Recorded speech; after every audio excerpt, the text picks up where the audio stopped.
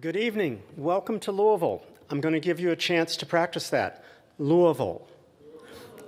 Now it's my pleasure to introduce this evening's speaker, Karen Warkentin, who is professor in the biology department and women's gender and sexuality studies program at Boston University.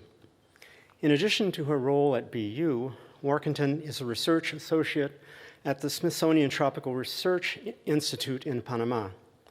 She is an integrative biologist whose research combines ecology, evolution, development, behavior, and physiology to understand variation in life histories. Karen is also interested in reproductive diversity and evolved and plastic variation in sexual traits.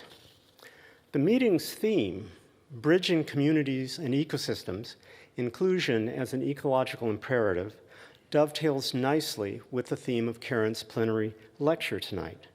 That explores both inclusive biology, which integrates perspectives from diverse human lives, and interdisciplinary perspectives from fields such as gender studies and queer theory, and shows how inclusive ecology can increase the variation we notice, inform the questions we ask, and broaden our understanding of nature.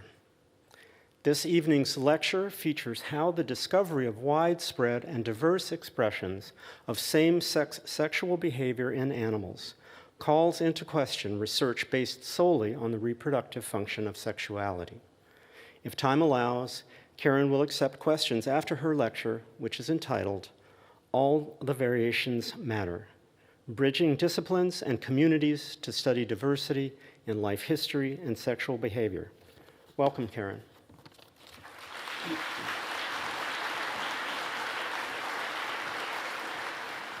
Thank you, Stuart, for that nice introduction. Thanks to the students of ESA for nominating me to give this talk, and to Frank Davis for inviting me. And to both for specifically asking me to give this talk, bridging my work in biology and in gender and sexuality studies.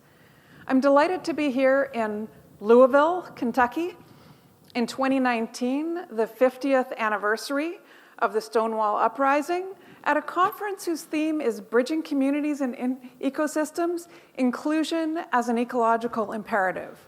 We face serious challenges, but one of the great strengths of our species is our ability to communicate and to work together across our differences. I just came from an amazing conference in Brazil whose theme was inclusive herpetology, where I addressed similar themes from a slightly different perspective. And I'm happy to be giving this talk at the start of the meeting. If you want to discuss diversity in science with me, I'll be here all week. Come introduce yourself or send me an email. So as Stuart said, I'm an integrative and comparative biologist. I'm interested in phenotypic plasticity, development, behavior, and critical transition points. And I work mostly on frog eggs. I'm known for my discovery of predator-induced hatching and integrative work on environmentally cued hatching. I also work in the new field of biotremology, studying how embryos use incidental vibrational cues from predators to make life and death hatching decisions against the shaky vibrational background of life in a blob of jelly on a leaf in the rainforest. And this has been an 18-year collaboration with vibrations engineer Greg McDaniel. Working across disciplines, we've created new tools and methods to ask questions about how animals use vibrational information. And vibration sensing is widespread and clearly important in animal lives, but we know relatively little about it compared to sound and vision, which of course are the ways that we as humans communicate. And this discrepancy of effort and of knowledge reflects human sensory biases. And it's probably not the only way that our biology affects what we know about life more broadly. Since 2011, half of my teaching has been in gender and sexuality studies in collaboration with humanists and with social scientists. I bring things that biologists know about diversity and plasticity into interdisciplinary conversation with work from other fields. And I bring gender and sexuality studies insights back to biologists. And I've also tried to meld these two sides of my career and of my life for general audiences. So today I'll discuss science as a social process and how that affects and is affected by our understanding of diversity in sexuality and gender. I'll first review some scientific and social history, then introduce the concept of heteronormativity and its effect on what we know about animal behavior. I'll discuss the value of weird observations and diverse perspectives using examples from my own lab. And then I'll consider the value of human diversity for science more broadly and what we know about queer folk working in STEM. Finally, I'll come back to the bigger picture, addressing our biological understanding of developmental plasticity, addressing what we know about evolutionary history, and the perspective these things give us for thinking about sexual variation in humans. So our understanding of life has accumulated through the questions people asked and the work they did to answer them over the history of biology. And this, of course, informs and frames the questions that we ask today. Our thinking is also shaped by our societies and the cultures that we live in, and this affects what people can even imagine as possible. So in the Victorian era, when Darwin proposed sexual selection as a mechanism to explain the origins of male traits that are disfavored by natural selection, the idea that males compete for females and winners pass on their competitive traits, that made sense to people. Darwin's idea that females actively choose mates and their aesthetic preferences drive the evolution of male displays, that was hard to imagine. And it wasn't until the 1970s when Trivers proposed parental investment theory in a much different social context that many biologists began making an effort to test for female choice, which has now been amply demonstrated in many, many taxa. Then the paradigm of eager, undiscriminating males and coy, choosy females was overgeneralized on the basis of too little evidence. And we're still affected by this overgeneralization today. Even though in the same era, women field biologists, including Sarah Hrdy and Patty Gawadi, noticed that their study species did not fit with this expectation. Some females actively seek sex with multiple males, sometimes when they can't even conceive. So what's that about? Clearly, things are more complicated. And bringing feminist perspectives into evolutionary biology transformed the field, changing how we understand ourselves and other animals. What about other social changes? Well, in the 1969 Stonewall uprising, remembered around the world this summer, queer people in New York City fought back against a routine police raid. At the time, same-sex relations were a crime in the US, punishable by life in prison and other extreme measures, and gender conformity was actively policed. In my country, Canada, Pierre Trudeau's government had just decriminalized gay sex, along with contraception and abortion, declaring there's no place for the state in the bedrooms of the nation. The Stonewall Uprising wasn't the start of the fight against gay oppression, but it was a catalyst and a turning point for public organizing. And in the half-century since, the social recognition and treatment of diversity in human sexuality and gender has changed substantially. So among countries, laws currently vary from constitutional protection to the death penalty, with a whole range of things in between. And if you want to know more about laws in particular countries, go to ilga.org. In the United States, laws vary from state to state. And in 30 states, it's still legal to deny employment, housing, or public services to gender and sexual minority people. But some cities, like Louisville, thank you, Louisville, now prohibit discrimination that their states allow. And you can learn more about this legal patchwork at hrc.org. So the word heterosexism refers to inequalities that privilege heterosexuals and discriminate against sexual minorities. Laws that mandate life in prison for people like me are clear examples of structural heterosexism. And so are laws that, in most countries around the world, don't allow non-genetic queer parents any legal relationship to their children. Heterosexism can, of course, also be much more subtle, as in the unconscious biases of well-meaning people. Heteronormativity is a very useful concept here. This is the routine assumption of heterosexuality and associated behaviors, family structures, life history attributes, etc. It tends to make certain kinds of variation invisible, while visible difference is odd or queer and needs explanation. Meanwhile, normative traits are naturalized, unquestioned, and unexamined. And of course, the concept of normativity does not just pertain to sexuality. It's generally relevant for social inequalities. For instance, my whiteness as a plenary speaker is unremarkable. So obviously, heteronormativity affects how we see or don't see queer families. So for instance, Ondine is not obviously recognizable as my partner in most contexts. But it also affects many other families. In general, Brad is easily recognizable as my brother, but Peter is not. I have to tell people. Heteronormativity also affects our observations of other species, what we notice, what we record, and how we interpret what we see. We tend to interpret courting or mating animals as males and females, but they aren't always.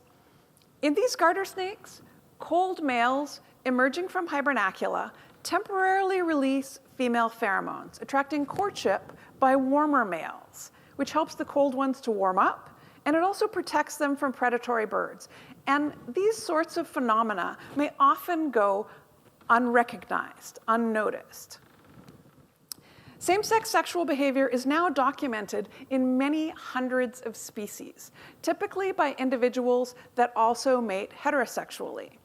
It's estimated to occur in about 15 to 30% of birds and mammals, but we don't yet have good estimates for other taxa. And this information about the diversity of animal behavior has accumulated in parallel with increasing visibility of gender and sexual diversity in many human societies.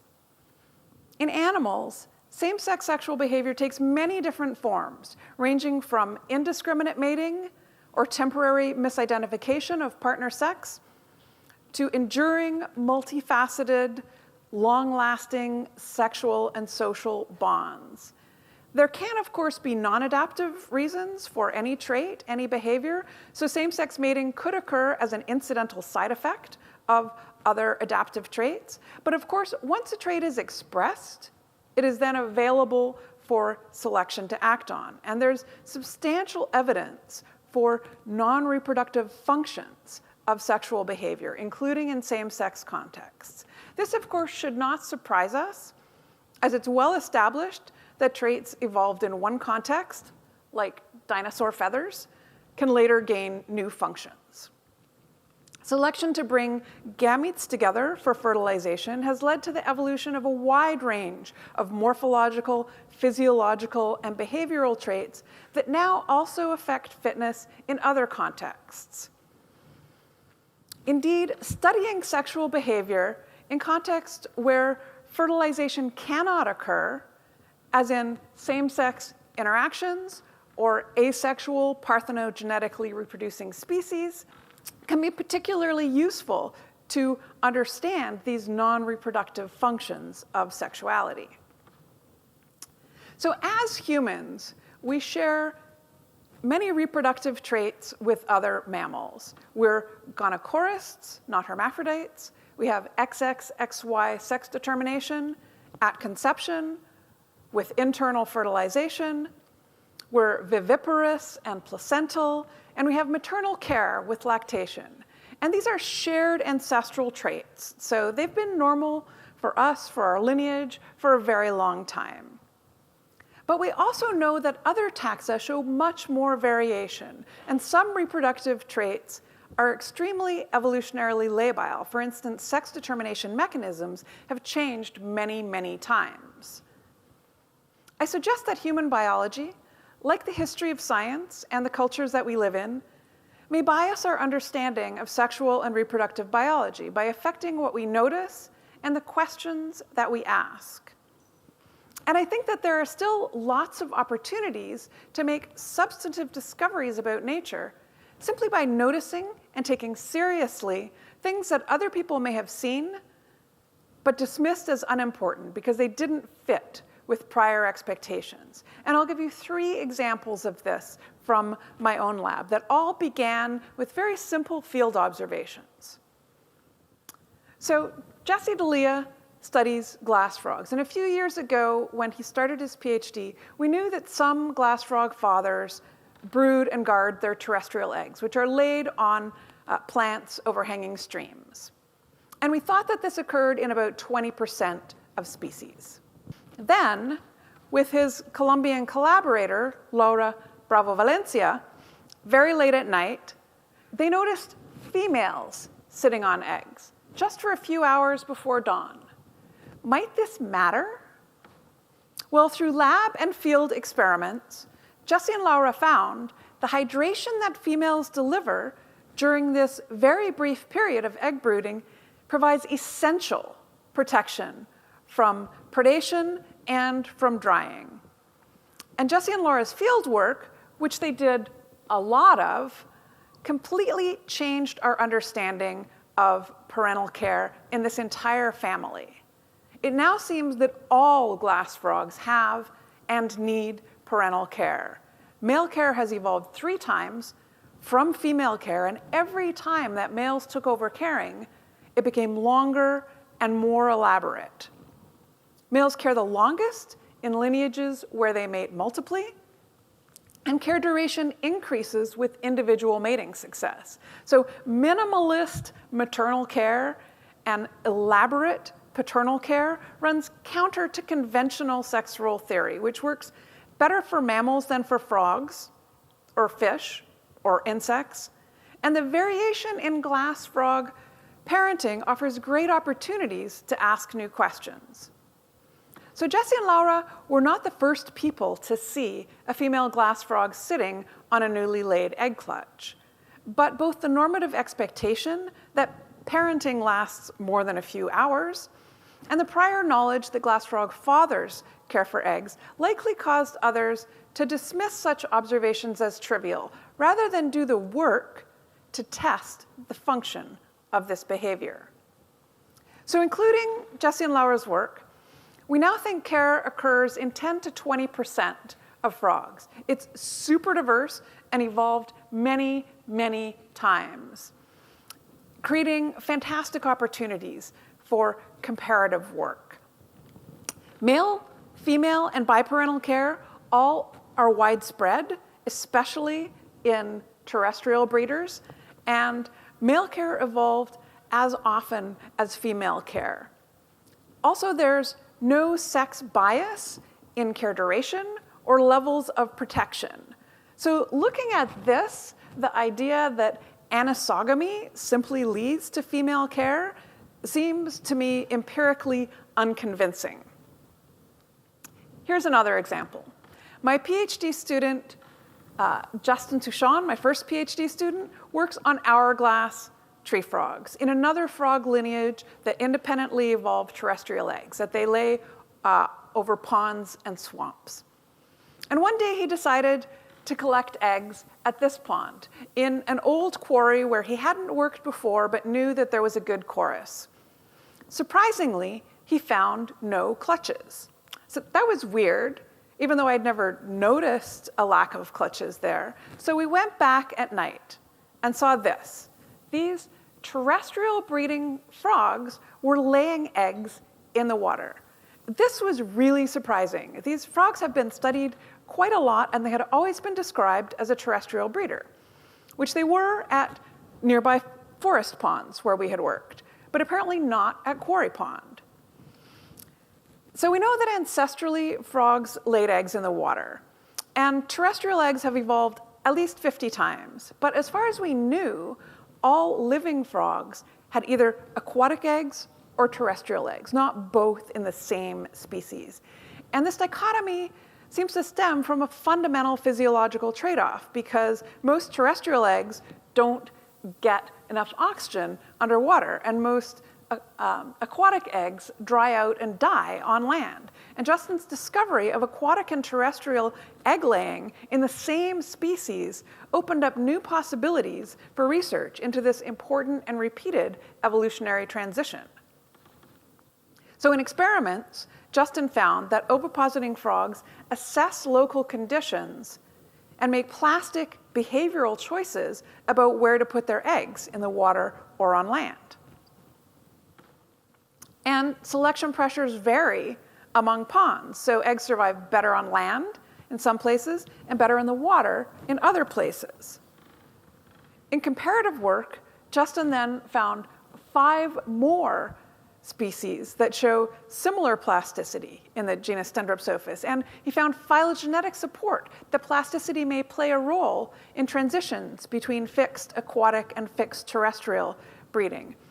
And he found variation among populations of hourglass tree frogs, including 2 populations where they only lay terrestrial eggs, and individual variation in this population that he's now using as a basis for a selection experiment that might eventually tell us a lot genetically about how terrestrial reproduction evolves.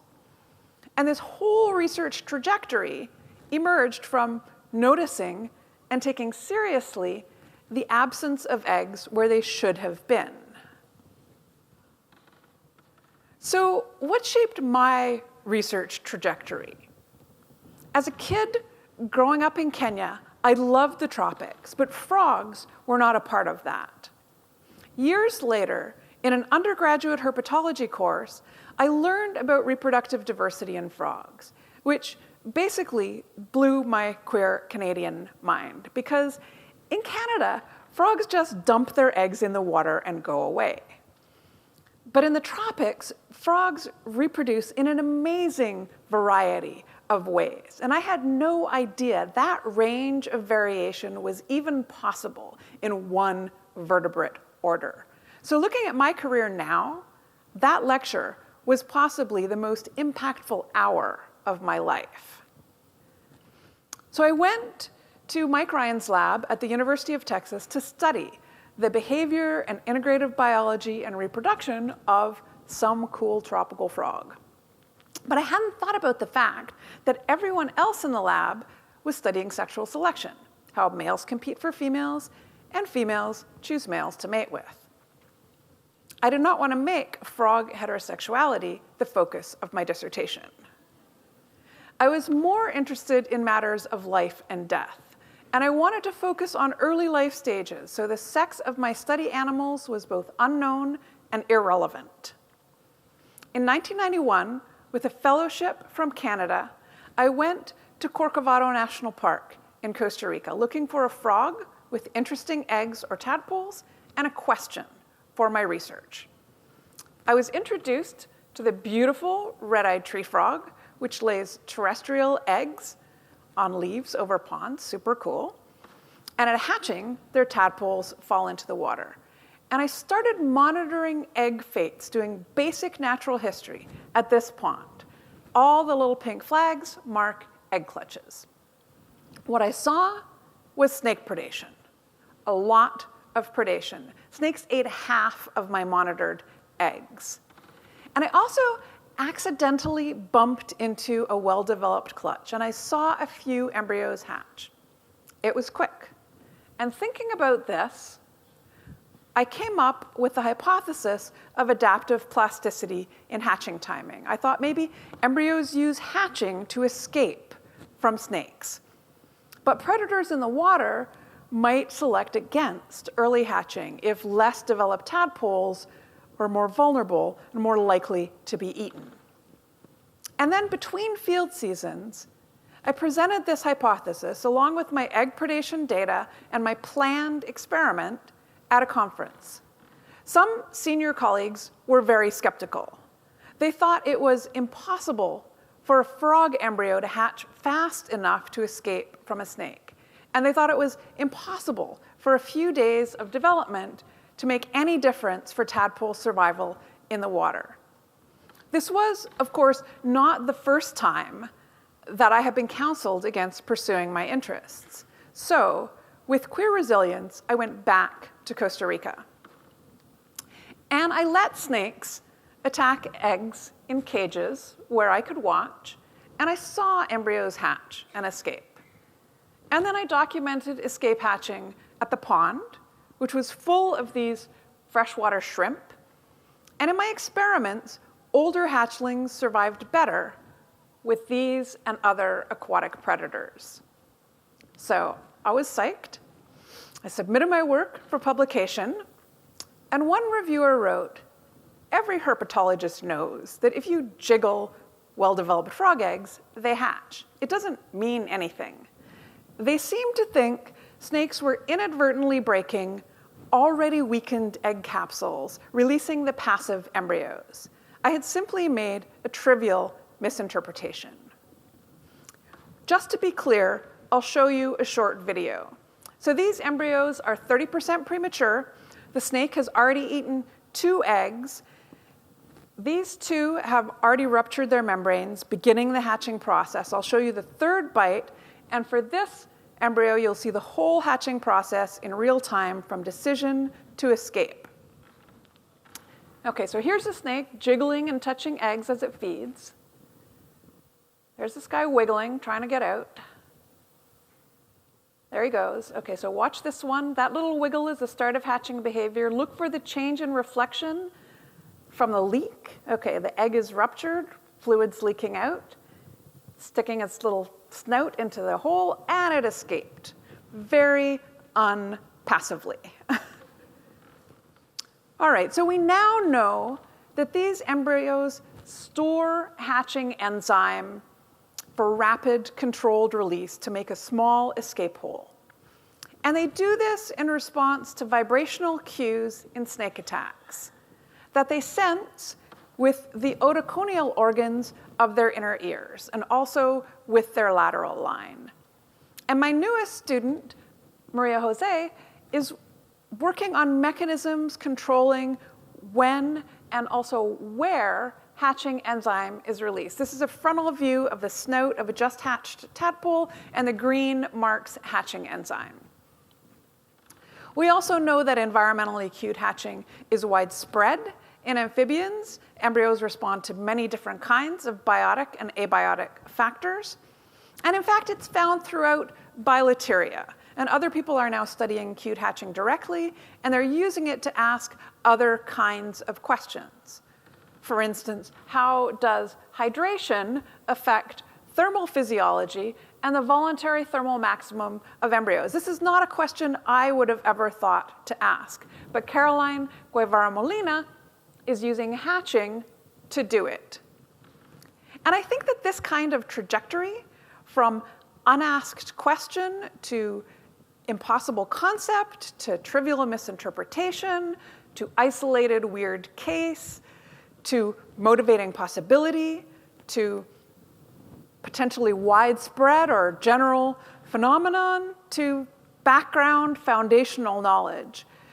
This is probably not unusual for novel ideas in science as evidence accumulates, but it highlights the importance of unasked questions and the fact that one person's impossible concept is another person's motivating possibility. I cannot have been the first biologist to bump into a red-eyed tree frog egg clutch and see a few eggs hatch. Anybody at those ponds could have seen that. And the fact that some terrestrial amphibian eggs hatch when flooded and not before has been known for a very long time. So why did I see a possibility where others had not? And what motivated me to pursue hatching plasticity as a potentially general phenomenon?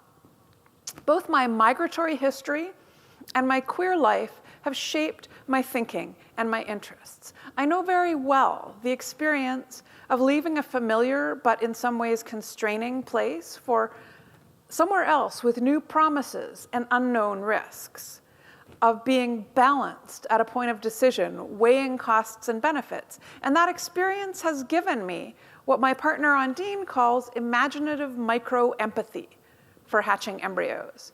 And imaginative micro-empathy generates testable hypotheses. So these examples from my lab illustrate a more general phenomenon. Human diversity benefits science. And social scientists have done lots of work on this. They've found, for instance, higher citation rates for papers by mixed-sex teams versus all-male teams, and for ethnically diverse teams than one ethnicity teams, and also for international collaborations. And also scientists who have lived in multiple countries, even people who moved with their families as children, have higher impact factors. And we know that there are benefits of diversity among people, such as gender and race, and there are also benefits of diversity within individuals, such as international experience, multiple social identities, bicultural heritage. Diversity improves creativity, complex thinking, problem solving, and more. And very, very importantly, interacting with people who are not like yourself improves performance of both majority group members and minorities. But these positive synergies, these benefits, can be blocked by overt inequalities and by more subtle, unconscious biases. So the value of token diversity without real integration, or the presence of people whose differences are invisible or suppressed to fit in with group norms, is limited compared with open interaction among people free to be themselves. So we know that women, racial, and ethnic minorities are underrepresented in science, technology, engineering, and math fields. Documented inequalities contribute to this, and there are efforts to improve equity and inclusion, including at this meeting, because science needs to tap all human potential, because diversity benefits performance, and because it's just fair. Are gender and sexual minorities also underrepresented in science? Well, there's good quantitative data on LGBT employees in STEM-related US federal agencies. And these federal employees have legal protection from discrimination, so it's not a state-by-state thing. And a giant survey found that STEM agencies have fewer LGBT employees than expected, 18 to 20% fewer than US population estimates, and 13% fewer than non-STEM federal agencies. Might a hostile or chilly workplace climate contribute to this? Well, LGBT employees in STEM agencies report worse experiences in terms of workplace fairness, perceived treatment, and job satisfaction. And this is compared to both their straight colleagues in the same agencies and LGBT employees in non-STEM agencies. And this is not mitigated by higher position, it's not different by age cohort, it's not different by gender. So it's not just that bad things happened in the past and it's okay now, and it's not just a bias for masculinity. Could a leaky pipeline be a factor, as we know it is for women and other minorities? Well, in a broad national survey of students who began college as STEM majors across many different schools, 4 years later, 8% of those students identified as sexual minorities. Did that affect the likelihood that they were still in science? Yes. The retention rate was significantly lower for sexual minorities than for heterosexuals. Women were almost 6% more likely to have transferred out of STEM than men, and this is consistent with other research. But the disproportionate loss of sexual minorities was even higher. And there was also a sex by sexuality interaction. So among men, sexual minorities were more likely to leave STEM fields, but among women, sexual minorities were more likely to persist. And this interaction modifies but does not reverse the effect of sex. And I say sex here deliberately because we have no comparable data on student gender identities. So learning just a little about reproductive diversity helped me to stay in biology 30 years ago. And today I think biology has a lot to offer gender and sexuality scholars and people interested in human diversity more broadly. So our general understanding of development and evolution, as well as specific aspects pertaining to humans, are both helpful for thinking about human diversity. So first, plasticity, developmental plasticity, is a ubiquitous property of life. And the context-sensitive nature of development means that all individuals express just a subset of their potential and contain hidden possibilities that might be or might have been expressed in some other context. Plasticity means that genetically identical organisms can express different traits in different environmental contexts, and genetically different individuals may develop similarly in some environments and differently in others. So there's no one-to-one relationship of either genetics or environment with expressed traits. Rather, there are suites of sometimes complex interacting factors, and individuals that seem quite similar may have reached that state through different pathways. Research on plasticity has changed our understanding of how life works, from the mechanisms that regulate gene expression in cells and how those can scale up to affect ecosystem processes, to the mechanisms that enable evolutionary change and what happened through the history of life. We used to think of sex determination as a simple switch and cascade. Now we know there are complex interacting networks of gene expression at play and many ways to tip the balance between male and female. And it isn't just fixed in early development. In fact, gonad sex is actively maintained, even in adulthood, by interactions between transcription factors. In adult mice, experimentally switching off just one key gene can cause ovaries to change to testes or vice versa. This is just crazy when I learned about this. In fishes and many invertebrate phyla, functional hermaphrodism is widespread and diverse. Individuals can be male and female, simultaneously or sequentially, often depending on social context. Natural sex change has evolved many, many times. Hermaphrodism is confirmed in 27 different families of fishes and suspected in many more. It probably also occurs in some frogs. There's been very little work on this, but there is evidence from one species, and I think we should look for it. In humans, even at the most basic levels of genetics, gonads, and genitals, sexual development is complex and variable, neither completely dimorphic nor completely consistent across levels. So not all people fit clearly into male and female categories. This variation is a spectrum, and there's debate about who counts as intersex, but the best available estimate is about 1.7%, meaning that intersex people in the United States are more common than women over 5'9", and they're about 13 times more common than women my height.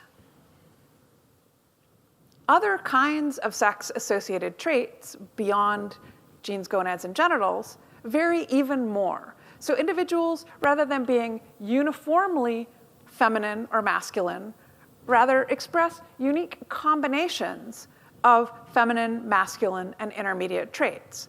So This shows the state of the 10 most sex-differentiated regions in brain scans of a set of women and men. And there are general statistical patterns, but there's not uniformity, and there's not internal consistency. There's mosaics. In fact, vertebrate brains are bisexual in that the same brain can generate both male-typical and female-typical sexual behavior through interactions between parts of a shared neural network. Sex differences in brain structure seem to be secondary to, not necessary for, differences in sexual behavior.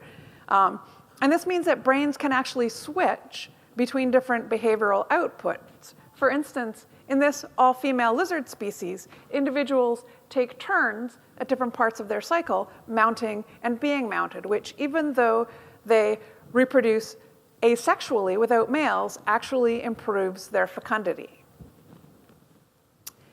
And because sex-specific traits are mainly different expressed subsets of shared potential, cross-sexual transfer of traits happens frequently, simply by changing expression patterns. So in some species, like these hummingbirds, there's a clear sexual dimorphism, but there's also more than one way to be female.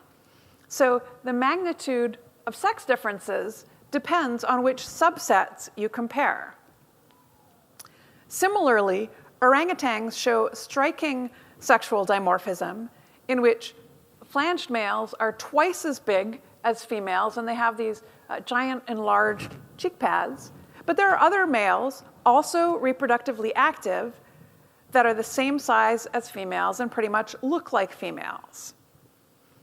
And there are many, many documented examples of such within-sex diversity, particularly in males, but also in females. And these include common alternative morphs and also sporadic variations, with a range of genetic and environmental causes, and often context-dependent effects on fitness, including known adaptive functions.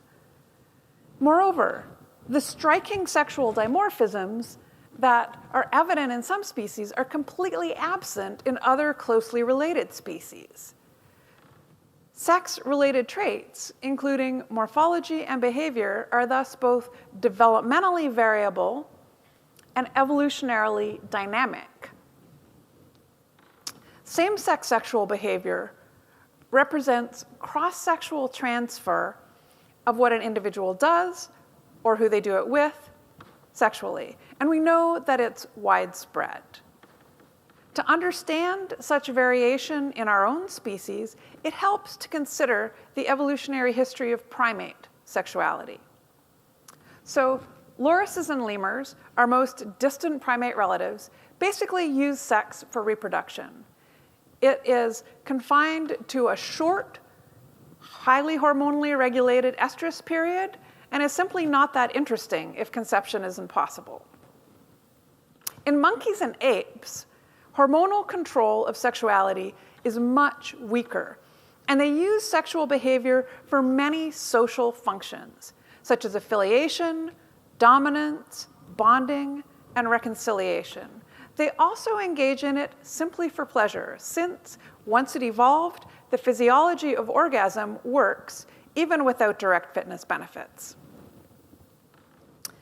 Most genera of Old World monkeys and all of the great apes show both same-sex and heterosexual sexual behavior, suggesting about a 30 million year history of shared bisexual capacity. So we thus inherited an ancient ability to use sexual behavior in many different ways, for different reasons, and with different kinds of partners from our common ancestor with other primates.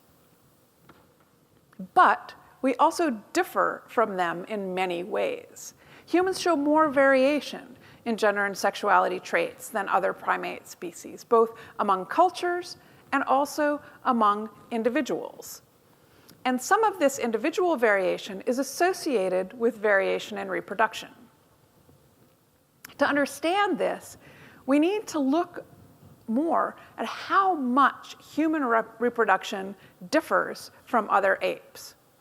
So apes, other than humans, have mother-only care.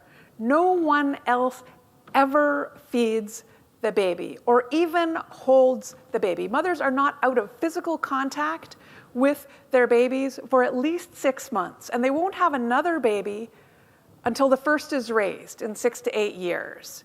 We are different. Human babies are the neediest, most expensive creatures on the planet, and they take the longest to raise. How is this even possible? Human child-rearing works because many people help, including relatives, friends, community members, now institutions, etc. Sometimes fathers, but not only fathers and not always fathers. This is called cooperative breeding, and it's not common in mammals. The evolution of cooperative breeding radically changed both environmental effects on development and how natural selection acted on our lineage. The social contingency of reproductive success, the need for help, in humans and other cooperative breeders selects for variable, context-dependent interest in and commitment to reproduction. Selection acts against even trying to reproduce if sufficient help is not there. And this substantially increases the evolutionary benefits to be gained by helping relatives, and also, frankly, by exploiting the labor of others, like this wet nurse. Cooperation can be voluntary, or it can be enforced.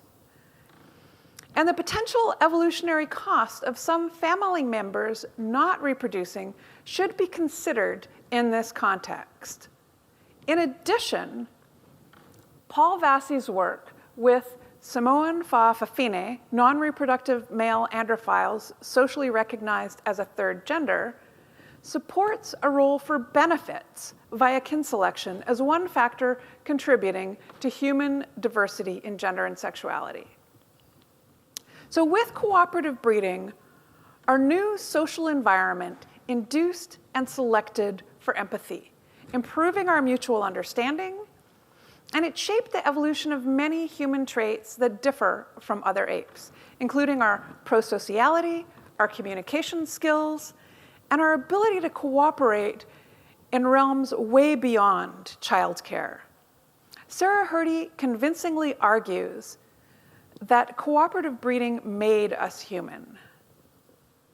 And it enabled our specialization, our diversification, and our ability to communicate and collaborate across all sorts of differences. And these things benefit science, in my lab, and in general. They've enabled the incredible success of our species and the scale of our impact on this planet. So to sum up, humans show remarkable variety in gender and sexuality, and in many other traits that depend in part on biological complexity and are shaped by our diverse cultural contexts. And I think our framework for understanding this needs to begin with developmental plasticity, considering regulatory complexity and the mosaic, modular nature of traits and the ease of cross-sexual transfer, and then factor in the bisexual aspects of our ancestral heritage, our evolutionary heritage, and the specific changes that happened after our ape ancestors evolved cooperative breeding. And making use of these things that we know may help us to ask better questions.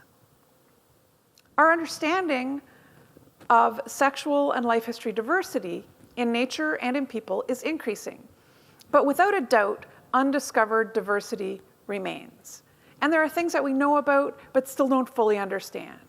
We don't know how future discoveries may change our knowledge or our world, but we do know that sometimes what we think we know is wrong. And some unasked, perhaps unimagined questions will be transformative, including diverse human perspectives in science and everywhere, will facilitate new discoveries because different people ask and are motivated to answer different questions, and because working together across our differences generates new insights. Nonetheless, it's well documented that women and minorities often face a higher burden of proof for their ideas. And so do weird, potentially transformative ideas outside the scientific mainstream. And for some of us, non-normative or queer lives helped to prepare us to pursue science that, at times, runs counter to prevailing ideas. But also, support networks are crucial and something we all can contribute to as well as benefit from. And a lot of people have helped me in many, many ways, scientific and personal. I thank all of my mentors and advocates, my biological and chosen family, and my funding agencies for their support, as well as all of my students, collaborators, and colleagues across disciplines and over the years. Thank you for listening, and if we have time, I'll be happy to take questions.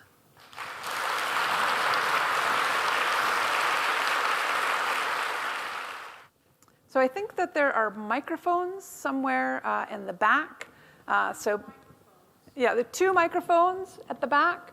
So please, if you have a question, go up to the microphone, identify who you are, and ask.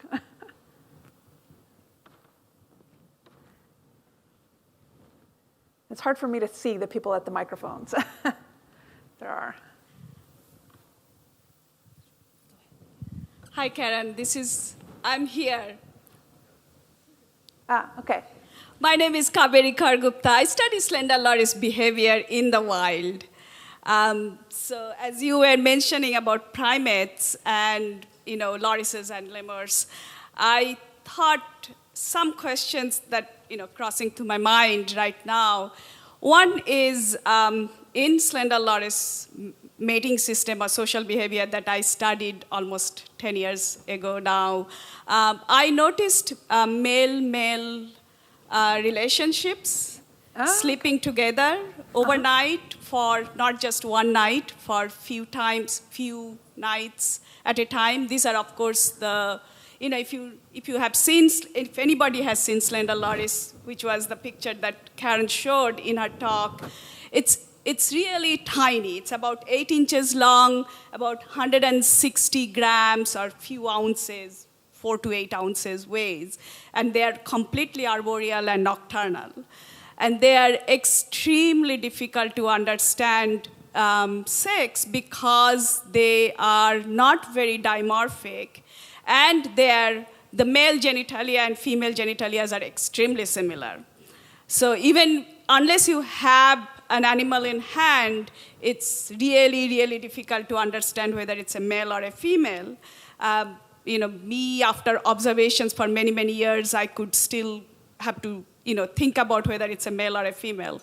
So when I first talked about male-male associations, people, including my advisors, didn't want to believe.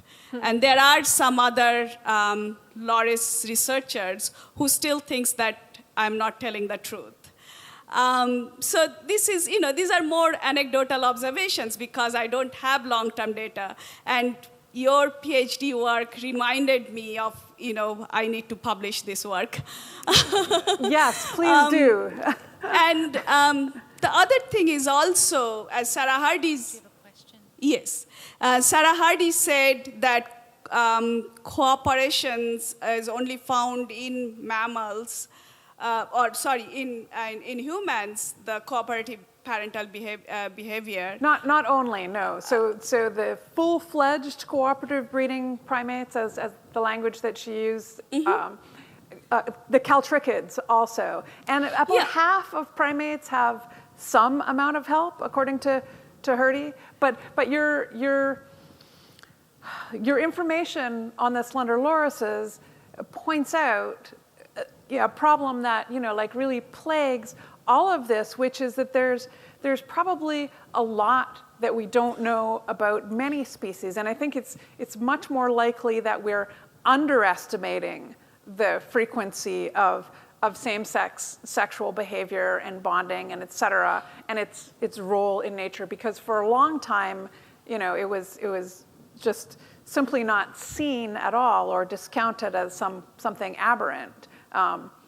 So, you know, yes, I'm... Yes, so my question is that how much of it do you think is biased by scientists who are either coming from, you know, a system or social system of European origin, or they are not there in the field for a long time to observe certain behaviors like this? I think that both of those things are factors. Some things, though, you know, happen a lot, and people, you know, didn't report them in the past, and now they you know, have become completely obvious. And then, of course, many species, you know, we don't know hardly anything about any sexual behavior. Even, you know, heterosexual sex is hard to study or observe. So I think, yeah, we're definitely not overestimating the importance of this. We're very likely underestimating it. By how much is kind of hard to know. But as people start looking for it, if people publish these kinds of observations, we'll gradually get a larger picture. I know, so in Dixon's 2016 Primate Sexuality book, which is an amazing compendium of information, I've talked to several primatologists who are like, well, okay, I've seen it in this species and that species where he hasn't reported it. So, you know, even what he has in there is also certainly an underestimate. And as we learn more about what's going on in other species, we will likely have to revise our understanding, as we have been doing over the last couple of decades as the information that I presented has accumulated. Thank you.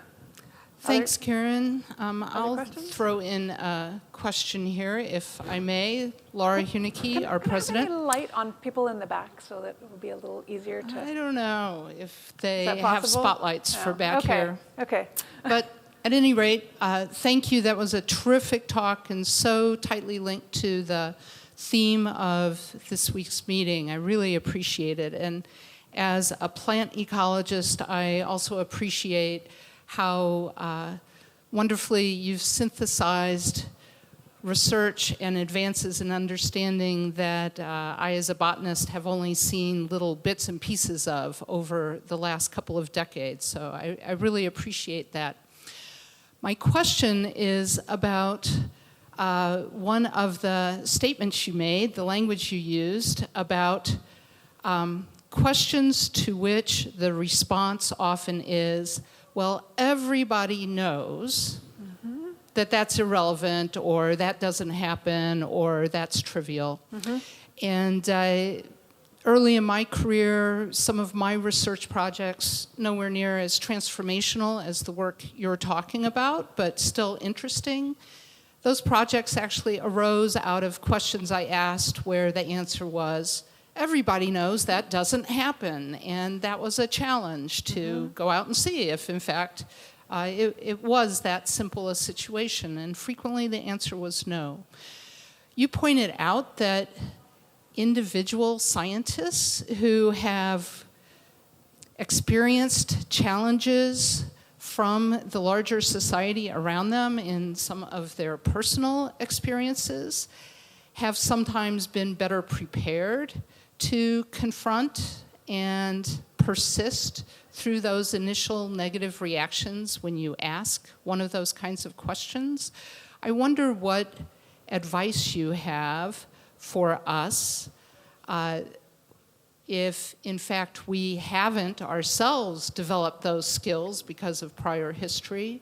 What advice do you have for us, either as the people asking the questions and getting that kind of negative response, or the people whose knee-jerk reaction is to give that negative response when we're in the position of mentors or advisors or steering people to the literature to start the foundation of their projects, et cetera? That's a very good question, because I think that this is something that has multiple pieces, and the relative importance of the different pieces probably vary with, all sorts of idiosyncrasies of individual history and context and lab. Some people will be more stubborn about pursuing their ideas, and there could be a whole variety of reasons behind that, including, personal history, but not only. But certainly also cultivating a support network. We all need support networks. We can all help provide support networks. And being in an environment where other people are thinking about things that are, not just taking the received knowledge or the everybody knows as a given. And I think that having examples out there where, there was like very clearly some received knowledge that was wrong is a good model for, hopefully can encourage and inspire some other people. I see, even in myself, because I'm older now, and so when Caroline wrote to me and said, I want to use hatching to study this thermal physiology question in embryos. And I was like, well, I've never seen them hatch when you heat them up. I don't know if they will. But what I always try to remember in these circumstances is it, what is it going to, is it a testable thing? Is it an empirical question? And how hard would it be to just do the experiment? And if it's going to be like an extreme investment of resources, well then, maybe you need to be more cautious. But if it's not, then, let the person who's interested do the experiment. And, I've done lots of experiments that didn't work out, and, I've had lots of great ideas that turned out to be wrong, but then I've had some that turned out to be supported. And so if you don't kind of allow, that failure to, testing hypotheses and rejecting them is just as important a part of science as testing them and finding support. Does that help? Thank you for a marvelous talk. The question is, how can we drill down? Could you identify yourself, please? Oh, yes. Thank Rick you. Harvey. I'm working with Gillian Bowser, and we're doing work on diversity in the classroom.